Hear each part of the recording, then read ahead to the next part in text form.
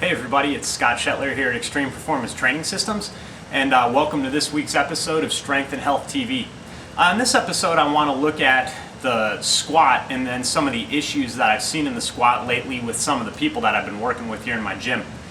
One of the biggest issues that I see when people fail at heavier weights is that they tend to tip forward, or they lose the barbell going forward and maybe drop into more of a good morning position as opposed to keeping their torso upright and finishing the squat.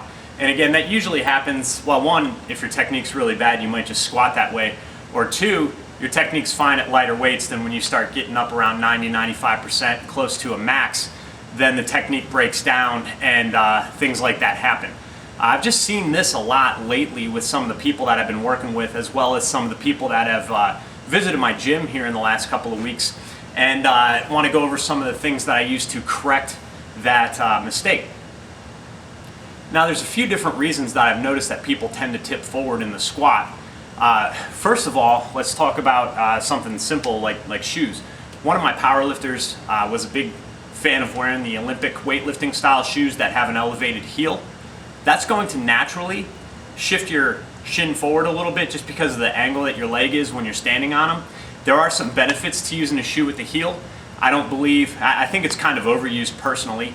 I mean, they're more beneficial for Olympic weightlifters who might have to catch a clean or catch a snatch in a really, really deep squat position, because when you're standing up with an elevated heel, it's shortening your calf so you can stretch a little bit further and break parallel and get down to a deeper squat easier and in better positioning.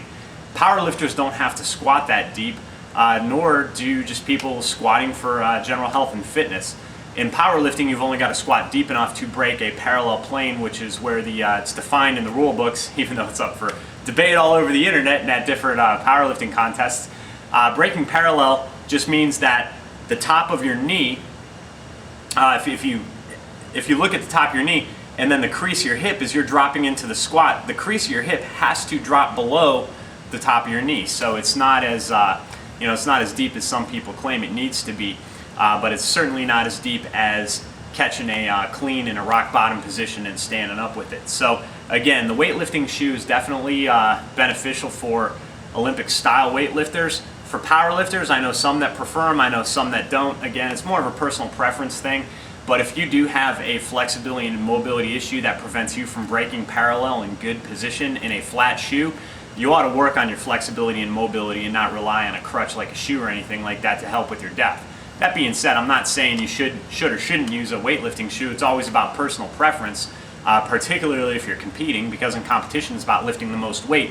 So you've got to do what you can and use what you can to get the greatest amount of weight on the platform in competition. And if that means wearing a weightlifting shoe, wear a weightlifting shoe. But we're just kind of talking about some biomechanical things that I see, with people who tend to wear them all the time. So again, this lifter, she preferred a weightlifting shoe and had always used them, but she's also got horrible knee issues.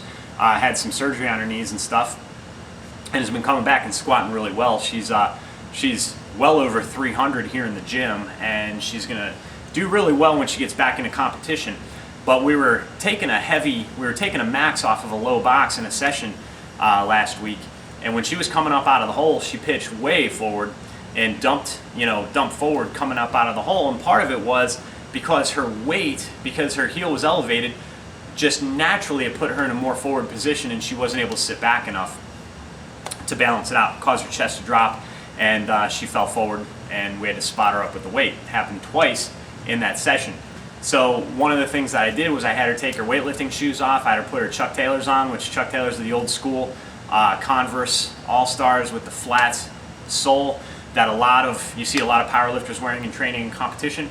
She put her Chucks on. I widened up her stance. She sat back and down to the box. One, no knee pain. Two, she was able to hold a better position. So hopefully she'll switch to those shoes in this new squatting style, and hopefully her squat will continue to go up. So a simple fix for her was just simply getting her out of her weightlifting shoe. That allowed her to keep her torso more upright and her chest more upright and sit back more into the squat. The other thing is too, some people just tend to be more leg and hip drivers, and they don't use their back to pull the weight up when you're coming up out of the squat. One of the most important things when you're coming up out of the hole in the squat is to throw your head and your traps back into the bar as you're driving your hips up and forward. If you get used to just pushing with your hips could rise and it could cause your chest to fall forward. particularly if your lower back's really weak. And I know a lot of people who kind of buy into the idea that if you want to get good at the squat, all you got to do is squat and squat all the time. And I'm not saying that doesn't work for some people, but I believe in using a lot of assistance work. If your lower back is your weak point in the squat, if that's preventing you from holding weight, then just squatting more isn't going to make your lower back stronger. Like, your lower back is going to be the limiting factor in the performance of your squat. So I'd rather see you do a lot of lower back work, big exercises like good mornings, seated good mornings, different types of stiff-legged or Romanian deadlifts, a lot of glute ham raises, and then a lot of lower back, direct lower back work, things like 45-degree back raises and things like reverse hyperextensions can be very beneficial at strengthening up the lower back. We do a ton of that stuff in here, and I've got some pretty good squatters that train here. So again, if you've got a limiting factor, don't buy into the, if you want to get squat, do a lot of squat, type of mentality. Strengthen up those weak points. It's the same with the bench press. If you have a hard time locking out your bench, just doing more benches isn't going to fix it. Get your triceps stronger. Work a lot of high-end bench press exercises. Do some lockout work and things like that. Hit those weak points so that you can bring it up to speed and it'll help raise your lift. That doesn't mean you shouldn't perform the lift. That just means you should do the accessory work that is going to help the lift. So if your lower back's a weak point in your squat, train your lower back and do a lot of volume on that lower back and get it stronger so that you can hold a better position. Because lifting heavy weights, it's all about body mechanics. Your technique has to be spot on. If it breaks down at any point at a maximal load, you're likely not going to get the lift.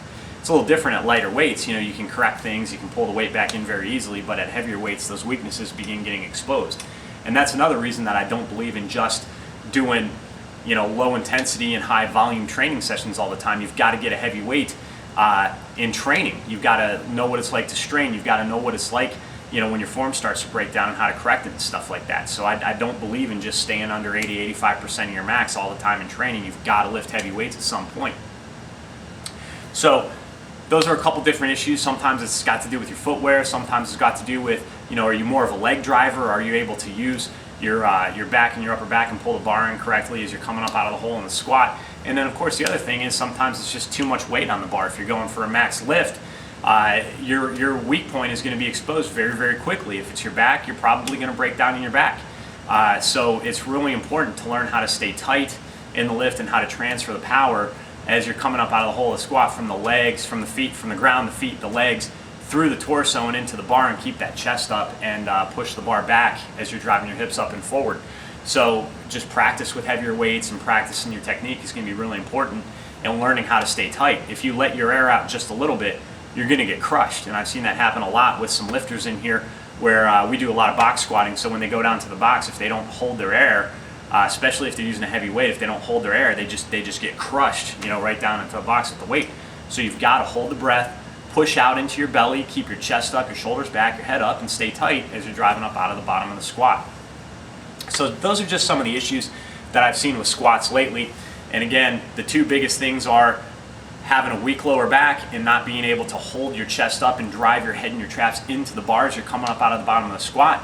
And then the other thing is too, just being a predominant, leg driver. You tend to drive with the hips more, push the hips up, and that tends to push you forward as well if you're not able to keep your head up and your chest up and pull the bar back. So 1, weak lower backs. 2, bad mechanics. And 3, again, sometimes something as simple as changing the type of footwear that you're using can have a big impact. So quick way to decide if you need to use weightlifting shoes or not is just to take a 2.5 pound plate or a 5 pound plate or something like that and put it under your heels when you're wearing flat shoes when you squat and see if that's better or worse. If it's better, then you might benefit from a weightlifting shoe. If it's not, stay in your flats. But again, I think people tend to jump to the heel too early. I don't think most people need to be squatting in it. And I've seen some of the biggest squats performed in the history of the sport have been done in flat shoes. So again, it is about personal preference, but I think sometimes people jump right to the weightlifting shoe without giving a flat shoe a chance. The other thing is too, I tend to be a little bit wider stance squatter. A lot of lifters I train tend to be a little bit wider stance. Having a flat-soled shoe makes it easier to push out on the sides of the feet when you're standing with your feet a little bit wider and activate the hips and the glutes, the medial glute, hip rotators and things like that as well. Also helps with pushing the knees out when you're coming up out of the bottom of the squat. So if you tend to be a wider stance squatter, which I favor, and I think a lot of people should give that stance a chance. A flat soled shoe, something plus something you can push out on the sides of, is going to be very, very beneficial. So with that being said, I want to demonstrate a couple of the things that I find, some of the mistakes that I find people make in the squat, then just kind of show, the corrections that I do. So we're gonna look at what incorrect, movement looks like, where you're coming up and you're driving with your hips to first, and you're allowing the chest to pitch forward. And then I also want to emphasize, driving the head and the traps into the bar when you're coming up out of the hole of the squat in order to help correct technique. And if you look at, just leverage, getting your hips, under the bar as fast as possible is going to put you in a stronger position. So if you're down on the bottom of a squat and you drive with your hips and you pitch that bar forward, now you're more in a good morning, and that bar's way out in front of your feet. What we want to try to do is keep the barbell over the knees and over the ankles throughout the entire phase of the lift. So when you're down on the bottom of the squat, your hips may be way back behind you, but the bar, the weight, should be centered over the knees and over the ankles, so that as you come up and you throw your head and your traps back into the bar and shoot the hips forward, that bar stays in that line and you're getting your hips back in that line as fast as possible. That's going to get you into a more mechanically strong position than letting the bar dump forward and getting into more of a good morning. And again, good mornings, they make a great exercise to strengthen the squat, because it does strengthen the back for when the barbell gets a little forward if you start to lose it in that pattern. So again, I'm going to do some demonstrations here in the rack. So hopefully you found this video helpful. If some of these issues are affecting your squat, hopefully you're able to apply some of these techniques and build your squat back a little bit better, and hopefully breaking some personal records. If you've got any questions about any of this stuff, leave it in the comments below the video, or you can hit me in my email, which will be in the notes under the video as well. So hope you enjoyed this video, and let's take a look at some of these squat patterns.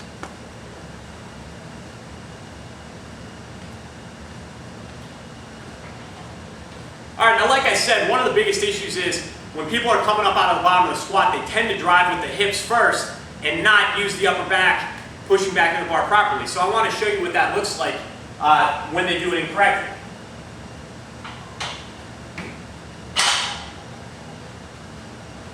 So again, they tend to go down deep into the squat, and then if they drive with the hips first, here's what happens. The barbell goes forward, their back is now about parallel to the ground, and then they've got to do a good morning to lift the bar up. So a simple fix for that is to throw the head and the traps back into the bar when you're coming out of the hole. So you drop into the squat, stay tight, and then when you come up, head and the traps back into the bar first as you drive the hips forward. So you can see right there the difference in technique.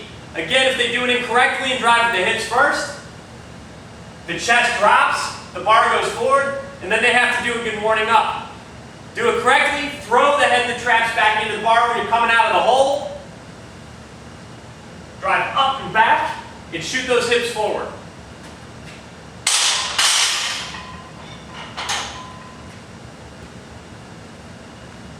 So again, as you can see there, with the squat, when you drive with the hips first and you're not pulling back on the shoulders and pushing the head back into the bar, the chest drops forward, the barbell drops forward, and you get into more of a good morning position. And you're not always going to squat in perfect technique, especially in a meet. If you're going for a max lift, or if you're testing your squat in the gym, sometimes the form's going to break down. So having a strong back, having a strong lower and upper back can help correct that. But also, holding the proper body positions during the squat is going to make a big difference as well. Just learning to stay tight, how to hold your breath, to push into your belly, to keep your shoulders back, your chest up, and things like that. But again, very simple fix. When you're coming up out of the bottom of the squat, when you're coming up out of a hole, instead of driving with your hips first and allowing the chest to dump forward, drive with your head and your traps first, throw it back into the bar, and then shoot the hips forward, and that'll get you into a more mechanically strong position. Again, I've seen this with some of the lifters that I coach. My friend Brittany, who's a very high-ranked kettlebell sport lifter and champion, she was doing a workshop down here in Atlanta. She came by to visit the gym, and she asked me to take a look at her back squat, and that was one of her issues. When she was coming, she's a very good squatter, very good technique, but the problem is when the weight got heavy, the chest dumped forward, the hips would rise first, and she'd have a harder time pulling it back in. Even with a really strong back from all the kettlebell lifting she does, that technical flaw was really inhibiting her squat. So I taught her how to throw the head and the traps back into the bar, and when she did that, it corrected her technique almost immediately, and she was able to lift heavier weights with better technique and better speed. So a simple adjustment like that can make a huge difference. So again, I hope you found this video helpful. There are many other things that can go wrong with the squat. Maybe I'll do some videos in the future where we talk about it. But the main thing that I want to talk about today was how to correct when you get forward, when the bar gets forward and your hips come up too fast in the squat. So again, hopefully you found this video useful. Hopefully if you're having this issue, this technique will, this adjustment will help fix your squat. Hopefully you hit some big PRs soon. And again, any questions, leave them in the comments below. And until next time, stay strong and stay healthy.